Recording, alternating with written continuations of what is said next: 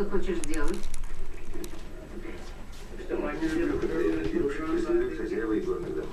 Как насчет юных девушек, которые рассказывают басни? Но она ведь так красива.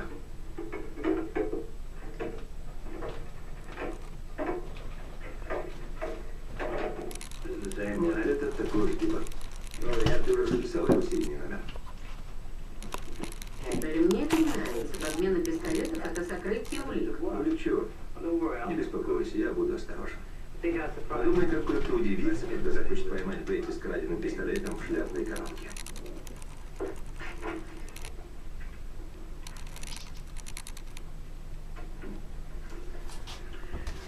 Вот, носите его пока в своей коробке. Нам придется переехать из вашей квартиры в безопасное место. В Олбридже есть неплохой мотель. Нужна баллистическая экспертиза. Сначала проверь регистрацию. Хочу точно знать, кому принадлежит пистолет. Потом отдай его своему другу эксперту Холстеду.